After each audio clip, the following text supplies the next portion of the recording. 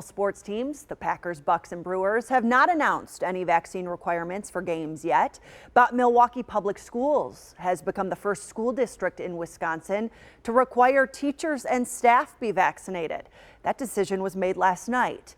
Uba Ali has an update on local COVID prevention efforts from the Milwaukee Health Department now. And our vaccination rate has actually increased more quickly in the last 3 weeks than it has over the course of the summer. Milwaukee Public Health Commissioner Kirsten Johnson says that's a good sign, but they're seeing high levels of community spread, which leads to high levels of infection. Local health officials say community spread is coming from private events. We know that people are getting it from family events, lunches, birthday parties, etc. Transmission rarely happens within the classroom when children are masked. Now teachers are the ones seeing higher rates of infection instead of students, so health officials say they applaud the decision made by MPS Board of Directors to require all teachers be vaccinated.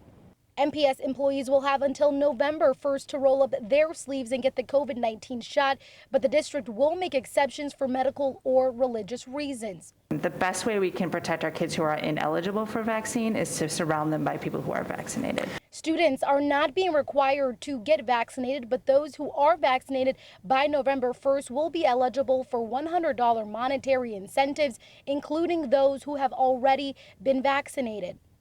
The district says if staff do not get the vaccine in time, they will face having to take unpaid time off until they get it or face possible termination.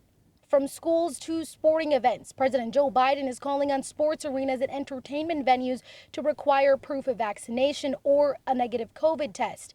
We haven't heard from the Packers since the president's announcement yesterday. However, the team's statement in mid-August said proof of vaccination would not be required at Packers events. Uba Ali, TMJ4 News. Uba, thank you. Now to new COVID protocols at the Ryder Cup, which kicks off at Whistling Straits in Kohler in just about 2 weeks. There will be no asking the golfers for autographs or giving handshakes or fist bumps. Spectators and volunteers will be reminded to maintain distance between themselves and the players and caddies. And all Ryder Cup workers and visitors inside the ropes will be required to wear a mask. You can stay up to date on the latest coronavirus rules on our website, tmj4.com/coronavirus. A 12-year-old Milwaukee boy who was savagely beaten to death by his own grandfather is being laid to rest today. The funeral for Andre Smith started just about 30 minutes ago at Solomon's Temple on West Center Street. Andre's mother, Nikita, says she will never get over her son's horrific death. I'm gonna miss his hugs and him telling me I'm beautiful. I'm just gonna miss his smile and him being so animated and trying to make me and his brothers and sister laugh. Nikita's father, Andres Martina, is charged with intentional homicide and child abuse in her son's death. He could face life in prison. Court records show he was convicted of first-degree reckless homicide back in 1990 here in Milwaukee County and had recently moved back to this area. Nikita's mother was the legal guardian of Andre and his 8-year-old brother, who was also injured in the attack. Nikita says she was fighting to regain custody of her sons. And it's never enough that he's sitting in jail, just getting his little space because of whatever suicide watch or something. It's never enough. My baby died a very painful death, and his 8-year-old brother seen it. Now, we do have requests into Child Protective Services for any information and documentation on custody decisions and any previous reports of abuse or calls for service tied to this case. Today, a judge is set to review a release plan for Anissa Wire, one of the girls convicted in the Slender Man stabbing case. A Waukesha County judge ruled back in July that Wire no longer poses a threat and gave state officials 60 days to draw up a release plan. A hearing is scheduled for later this afternoon, and she could be released after that hearing. Wire and her friend Morgan Geyser lured and stabbed a classmate in 2014 to please the fictional character Slender Man. All 3 girls were just 12 years old at the time. They are now 19. Milwaukee County Sheriff Ernell Lucas says he will run to become the city's of Milwaukee's next mayor. The Milwaukee native and former Milwaukee police officer was elected sheriff in 2018. Mayor Tom Barrett is awaiting Senate confirmation to become U.S. ambassador to Luxembourg. Common Council President Cavalier Johnson and former Alderman Bob Donovan have both already announced plans to run for mayor as well. Meanwhile, former Republican Lieutenant Governor Rebecca Kleefisch is running for governor. Kleefisch is the first high-profile Republican to join the race in 2022. Governor Evers announced his plans to seek re-election in June.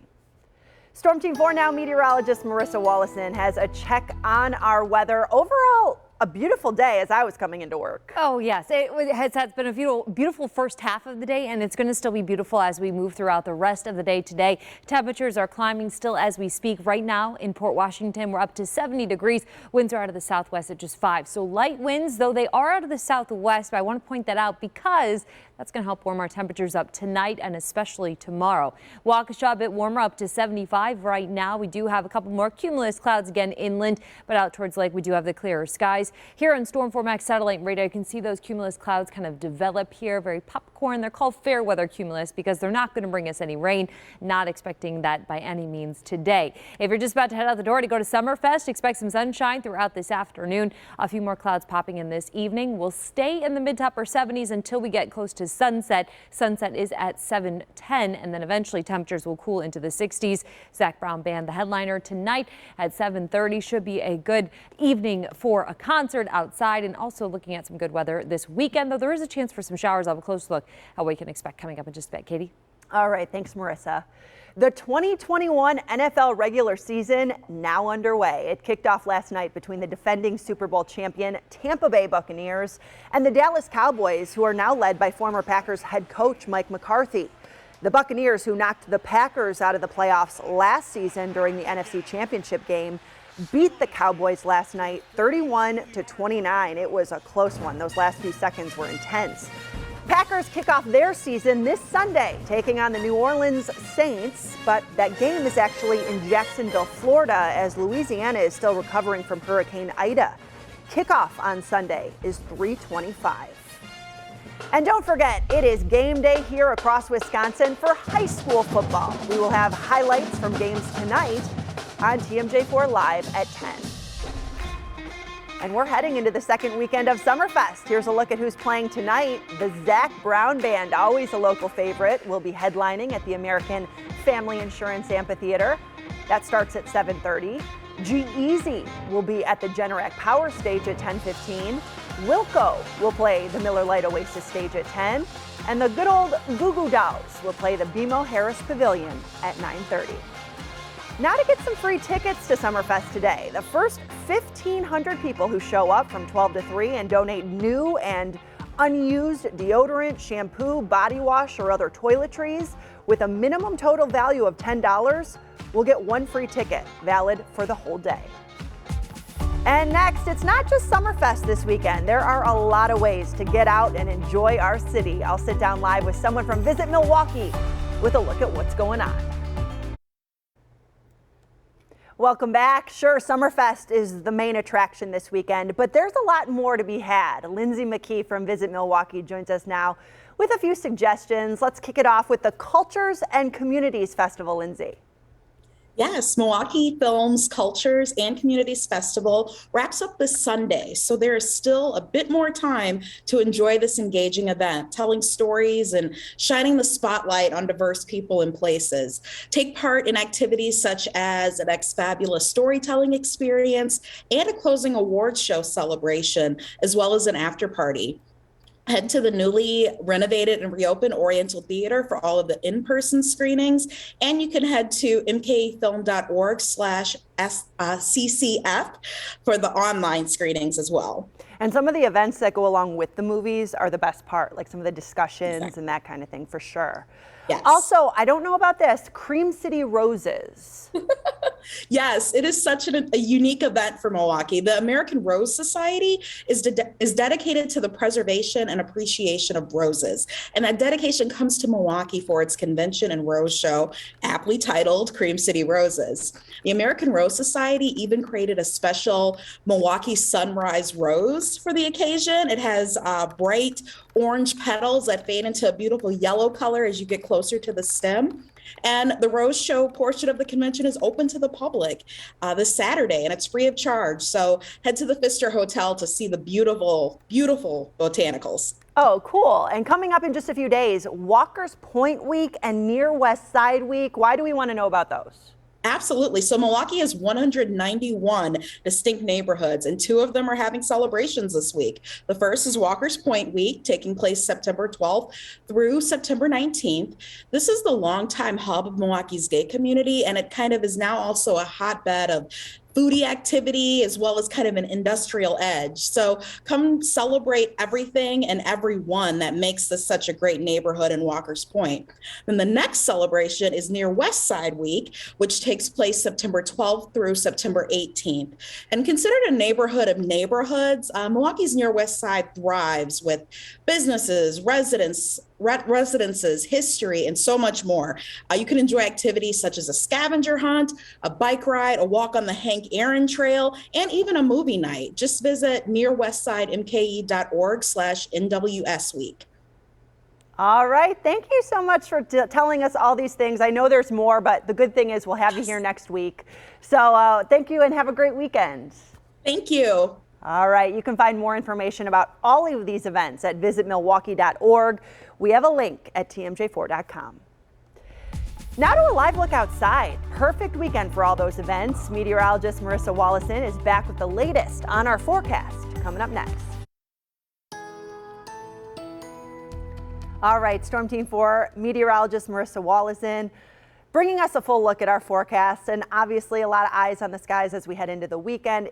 Tomorrow going to be a lot hotter, I've seen. Yeah, our temperatures are going to jump about 10 degrees from what we are looking at this afternoon. So it is going to warm up, but we are expecting cooler air on Sunday. With it, though, some rain chances. I'll get more on the weekend coming up in just a bit, but taking a look at your temperatures right now, we are all in the mid to upper 70s. So warmer than this time yesterday. Actually, at this time, there were quite a few of us still in the upper 60s. So already warmer today, starting to get some lighter winds out of the southwest, pulling in some of the warmer temperatures. We're 77 and we're seeing a beautiful sight out here. I love when the lake looks this blue, almost looks tropical again, just like what we saw yesterday. As we move throughout the day today, expect temperatures to continue to be in the mid to upper 70s. For those places that aren't in the upper 70s, you'll get there eventually. Water temperature is about 70 degrees, so maybe warm enough to jump into Lake Michigan. We do have a couple of cumulus clouds developing again inland out towards the lake, though we do still have the clearer skies. We do have high pressure in full control, so we are going to stay dry as we move into this afternoon. We'll just see continuous cumulus clouds developing inland, and then also as we move into the evening, just a few more. But overall, dry conditions across the area. Very quiet Friday. Great football weather out there for all you high schoolers playing football tonight. Also, we're going to Summerfest. Great weather for that. Just great weather to be outside as we move into the next few hours. Taking a look at your afternoon forecast, a little slow on this Friday. Temperatures will climb into the upper 70s if you're not there already. We keep the sunshine through 6 o'clock, still in the mid 70s. Sunsets at 7:10, and then temperatures will slowly cool tonight. Last night we fell to near 50 inland and mid 50s towards the lakefront. Tonight we're only going to fall into the low to mid 60s, so about 10 degrees warmer, and that's going to kickstart our warm up as we move into Saturday. Again, dropping to 64 in Milwaukee. We will see some temperatures inland closer to 60 degrees by the afternoon on Saturday, up to 87. Winds will be strong out of the southwest at about 10 to 15 miles per hour with some gusts up near 30 miles per hour. So pulling in some of the heat, but still windy. Great for the kite festival that is going to go on down towards the lakefront Saturday and Sunday. Though Sunday, you want to watch out for a couple of showers and a few thunderstorms popping in the late afternoon and evening. Not expecting widespread thunderstorm activity. Definitely, nothing severe, but there will be a few showers out there. Mid 70s expected on Sunday, but then we are back into the 80s as we move into Monday and Tuesday. Low 80s for that matter. Tuesday is when I do expect more scattered showers and more thunderstorms across the area, with a few showers continuing into Wednesday. We finally get back into the 70s. 76 is the average high temperature this time of year, so we're kind of going to be split around that over the next few days, though Saturday definitely looking pretty warm there with 87 degrees. Summer still holding on. We have less than 2 weeks left officially until fall begins.